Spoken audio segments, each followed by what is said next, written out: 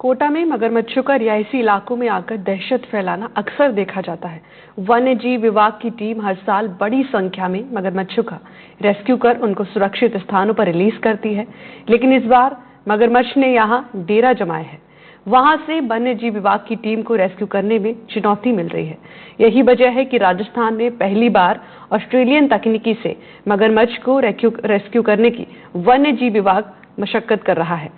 क्या है मगरमच्छ को रेस्क्यू करने की ऑस्ट्रेलियन तकनीकी और कौन है राजस्थान की जांबाज सहायक वनपाल जो अब तक कर चुकी हैं सैकड़ों मगरमच्छों का रेस्क्यू? देखिए इस रिपोर्ट में। चंबल किनारे बसे कोटा में लगातार मगरमच्छों का जो है रिहायशी इलाकों में आने का खतरा मंडराता रहता है और कई बार वन विभाग की टीम रेस्क्यू ऑपरेशन करके उनको सुरक्षित स्थानों पर पहुंचाती है।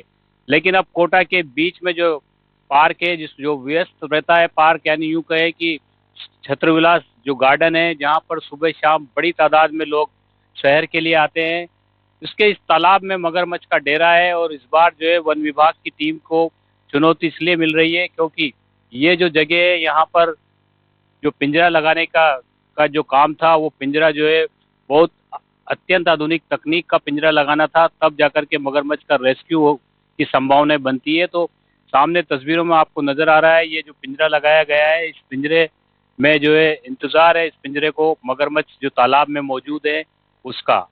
और क्योंकि कोटा में लगातार मगरमच्छ के रेस्क्यू किए जाते हैं, रिहायशी इलाकों में हर साल मगरमच्छ पहुंचते हैं, दर्जनों की तादाद में वन विभाग की टीमें रेस्क्यू करती हैं। और ये जो पिंजरा लगाया गया है, इस पिंजरे की भी लगातार मॉनिटरिंग की जा रही है। जो सहायक वनपाल हैं प्रेम कंवर, इनको एक्सपर्ट कहा जाता है मगरमच्छ रेस्क्यू को लेकर के। कई सारे मगरमच्छों का इन्होंने सुरक्षित रेस्क्यू किया, उनको सुरक्षित स्थानों पर छोड़ा। और ये जो है ऑस्ट्रेलिया से भी जो है इन्होंने प्रशिक्षण प्राप्त किया है। तो सीवी गार्डन में जो पिंजरा लगाया गया है वो किस तरह का पिंजरा है और किस तकनीक से का इसमें इस्तेमाल किया गया है, ये तमाम चीज़ों पर इनसे बात करते हैं।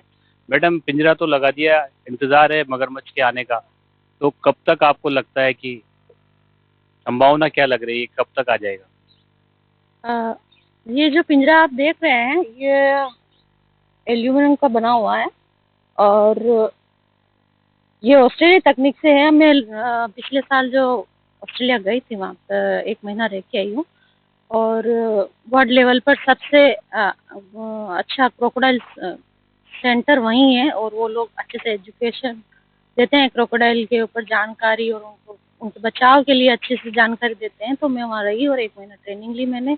वहाँ पे डार्विन शहर में जो समुद्र किनारे वो लोग क्रोकोडाइल का रेस्क्यू करते हैं, तो उनके साथ रह के सीखी थी। हम लोग बोट से समुद्र में जाते थे और इस तरीके के सेम यही डिजाइन के वहाँ पे एल्यूमिनियम के समुद्र किनारे वो ट्रैप लगे हुए रहते थे और उसमें वो जो सॉल्ट वाटर क्रोकोडाइल है उनके रेस्क्यू करते थे। तो उसी जो मैं सीख के आई वही तकनीक हम लोगों ने यहाँ यूज की है, क्योंकि यहाँ पे काफी समय से शिकायतें आ रही थी कि यहाँ पे टूरिस्ट भी आते हैं और शाम सुबह आम पब्लिक भी काफी संख्या में सैर के लिए और एक्सरसाइज के लिए इस गार्डन में आती हैं। तो उन्होंने रास्ते पे और ऐसे क्रोकोडाइल को देखा और क्रोकोडाइल को यहाँ पे जो बच्चे हैं उन पे अटैक करते हुए भी देखा, तो उनमें भय बना हुआ था कि कहीं कोई जनहानि न हो जाए। इसलिए उन्होंने हमारे पीसीएस सर अनुराग भटनागर को जानकारी दी कि इसका रेस्क्यू किया जाए। तो हम लोग पहले आए हैं, मुआयना किया, सारा जानकारी ली यहाँ की कि भाई कैसे कर सकते हैं। और हम इतने सालों से जमीन पर क्रोकोडाइल का रेस्क्यू करते आ रहे हैं, लेकिन इस बार जो है जो ट्रेनिंग लेके आई हूँ उसको उपयोग करते हुए हमने फ्लोटिंग ट्रैप बनवाया है। तो फ्लोटिंग ट्रैप क्या है ना, एक तो पानी के अंदर रहेगा, चाहे बाहर पब्लिक घूम रही है तब भी ये अंदर पानी के बीच में लगाया था कि डिस्टर्ब नहीं हो, क्रोकोडाइल इस ट्रैप पे फंस जाए। तो ये पूरा एल्यूमिनियम का बना हुआ है। इसकी लंबाई जो है वो 10 फीट की है और इसकी चौड़ाई जो और हाइट है 3 फीट की है। और इसमें जो पीछे की साइड मीट बांध रखा है उसकी डोरी हमने गेट के यहाँ लगा रखा है, फंदा। जैसे क्रोकोडाइल आके मीट को खींचेगा इस फंदे में, ये गेट नीचे गिर जाएगा, वो ट्रैप हो जाएगा। इससे क्या होगा कि एक तो वो ट्रैप होने के बाद वो भी सुरक्षित रहेगा अंदर, और उसको हम ट्रैप को ही निकाल के वापस नदी में या अच्छा जो क्रोकोडाइल का हैबिटेट है वहाँ उस क्रोकोडाइल को छोड़ देंगे। तो इससे ना तो क्रोकोडाइल को कोई हानि होगी और ना ही कोई बाहर किसी तरह का डिस्टर्बेंस होगा। ये तकनीक हम तो ये फ्लोटिंग जो है पिंजरा पहली बार बनाया गया है? ये हमारे राजस्थान में पहली बार ऐसा फ्लोटिंग टेप बनाया गया है। हमारे DCF श्री अनुराग भटनागर साहब ने लगभग 1.5 लाख रुपए का खर्च कर फ्लोटिंग ट्रैप और एक ट्रॉली बनवाई है, जिससे ताकि ये ट्रैप में हम लोग जब भी क्रोकोडाइल कैच करें तो वापस उस ट्रॉली से ही हम लोगों को लेके जाना है, ताकि और कोई संसाधन से जाएंगे तो हो सकता है इसमें झटके लगे और क्रोकोडाइल हार्म हो। तो इसकी पूरी क्रोकोडाइल जो ये भी हमारे शेड्यूल फर्स्ट का वन्य जीव है, तो उसकी सुरक्षा का भी पूरा ध्यान रखा गया है और सुरक्षित रेस्क्यू करने के लिए इस तरीके की तकनीक अपनाई गई है, जो अपने देश में अपने राजस्थान में पहली बार इसी टेक्निक का इस्तेमाल हो रहा है, तो ये बहुत अच्छी बात है। तो क्या उम्मीद है, अब क्योंकि गर्मियों का सीजन है, सर्दियों में तो कई बार बाहर धूप सेकते हुए मगरमच्छ नजर आ जाते हैं, तो क्या उम्मीद है इसमें ये जो लगाया है आपने, इसमें कब तक वो आ सकता है?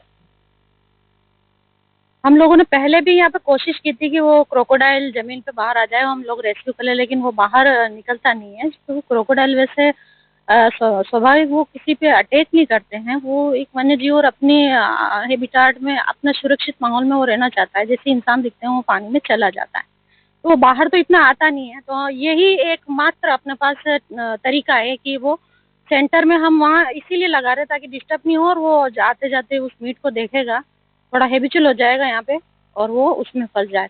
और क्रोकोडाइल क्या होता है, डेली डेली हमारी तरह शाम सुबह खाना नहीं खाता है। जब उसको भूख लगेगी, चाहे अभी उसने खाना खा रखा होगा तो हो सकता है 5 दिन 10 दिन उसको लगेंगे वापस भूख लगने के, तब वो जाके उस ट्रैप में कोशिश करेगा खाना खाने की। तो तब तक हम इंतजार करेंगे और प्रयास है हमारा पूरा कि ये रेस्क्यू हो जाए जल्द से जल्द। इससे पहले भी आपने कई सारे रेस्क्यू किए हैं, लेकिन ये अलग तरह का वो है, यहाँ इंतजार किया जा रहा है क्रोकोडाइल का। जहाँ आप जाते हो वहाँ पहले से क्रोकोडाइल मौजूद रहता है। हाँ, हम लोगों ने काफी रेस्क्यू किए हैं, रावत भाटा भी किए हैं। वहाँ पे भी जैसे बारिश के दिनों में डैम के गेट खुलते थे तो काफी फ्लड होता था वाटर, और क्रोकोडाइल और अन्य वन्य जीव जो पानी में हैं वो डिस्टर्ब होकर रिहायशी इलाके की तरफ आते थे, तो हम लोग टाउनशिप और उधर रावत भाटा टाउन की तरफ जो अंदर चले जाते थे, लोग हमें कॉल करते, हम जाते थे और वही पानी के बाहर तो आराम से उनका मुंह वगैरह रस्सी से बांध के हम रेस्क्यू करके ले आते थे गाड़ी में डालकर। लेकिन यहाँ मामला थोड़ा डिफरेंट है, पहली बार हम इस तरीके से कर रहे हैं कि हम फ्लोटिंग ट्रैप का इस्तेमाल कर रहे हैं और बिल्कुल हम इस टेक्निक से सुरक्षित रेस्क्यू करेंगे, तो ये पहली बार हो रहा है। तो क्रोकोडाइल रेस्क्यू की एक्सपर्ट प्रेम कंवर जो है, उन्होंने पहली बार जो है ऑस्ट्रेलियन तकनीक जो है उसको अपनाया है और इंतजार किया जा रहा है क्रोकोडाइल के आने का। इससे पहले जो है सैकड़ों मगरमच्छों का रेस्क्यू कर चुकी हैं ये वनपाल, और क्योंकि अब ये सीवी गार्डन क्योंकि शहर के बीच में स्थित है और यहाँ पर जब लोगों की शिकायत आई, लोगों ने जब क्रोकोडाइल को देखा, तो अब वन विभाग ने एक अलग तरह का एक्सपेरिमेंट भी किया है और साथ में जो है एक विशेषज्ञ को लगाया है, ताकि विशेषज्ञ जो है अपने तमाम एक्सपीरियंस के साथ इस क्रोकोडाइल का भी रेस्क्यू कर सके। इस तालाब में कितने क्रोकोडाइल है इस बात की भी अभी पुख्ता पुष्टि नहीं है, लेकिन एक क्रोकोडाइल जो है वो नजर आया था। अगर और भी क्रोकोडाइल होंगे तो इसी तकनीक से उनका रेस्क्यू किया जाएगा और उनको सुरक्षित स्थानों पर भेजा जाएगा। कोटा से सहयोगी हेमंत जोशी के साथ शाकिर अली, NDTV। और फिलहाल के लिए इस ग्राउंड रिपोर्ट में बस इतना ही। आप देखते रहिए NDTV राजस्थान। नमस्कार।